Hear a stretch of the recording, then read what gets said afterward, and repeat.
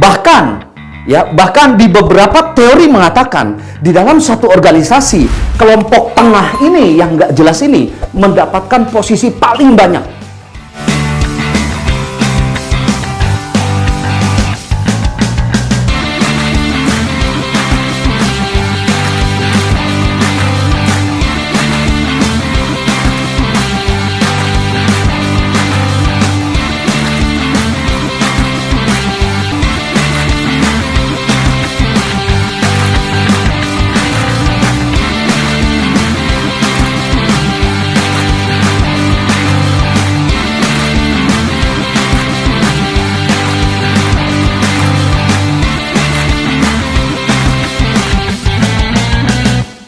Semangat pagi para teman-teman dimanapun Anda berada, baik sales leader ataupun sales team.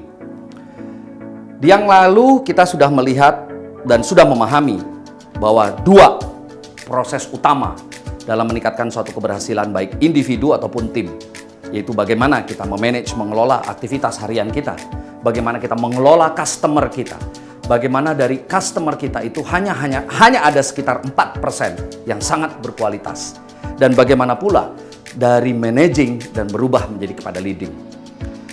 Saya akan lanjut dengan aturan main atau konsep 80-20 rules atau 4% rules, dan kita akan kembali kepada 3 kelompok karyawan ini.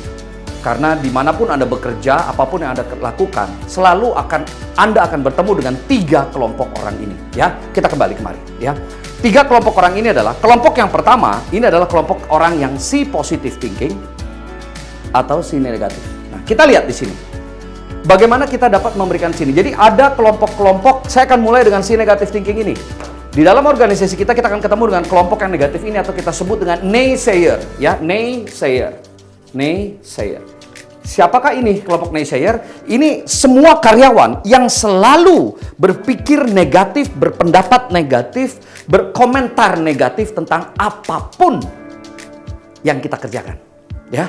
Ide apapun selalu mereka dapat melihat sisi negatifnya. Yakin Pak, itu dijalankan kita bisa berhasil? Saya kurang yakin Pak, jika aktivitas itu kita kerjakan kita berhasil.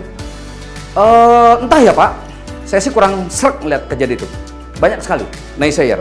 Kita perhatikan, jadi ada 3 kelompok, satu si positif, satu si naysayer. Yang tengah ada kelompok yang nggak jelas.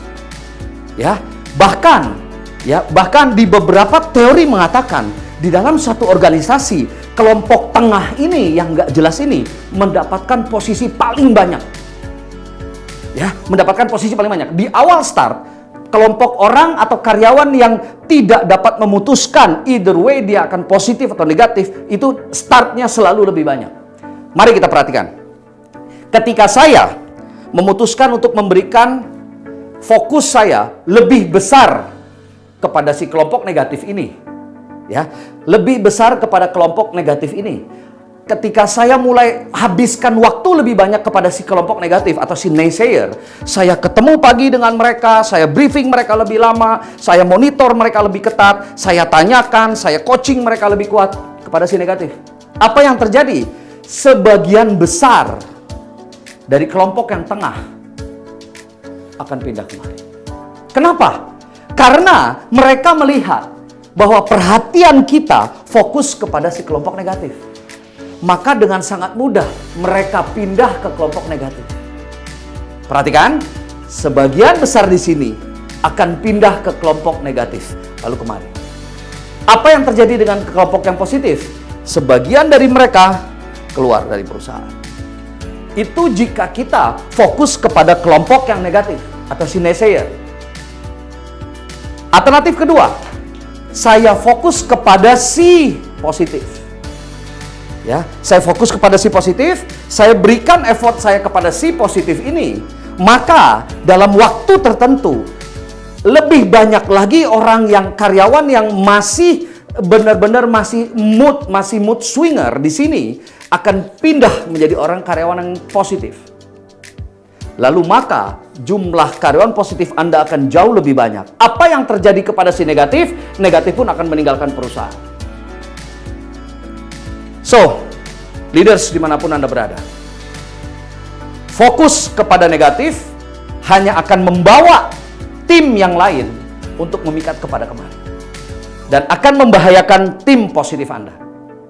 Tapi fokus kepada yang positif, yang negatif akan meninggalkan perusahaan. Saya dengan Alfa Maulana, demikian sales tip dari Sales Mastery kali ini.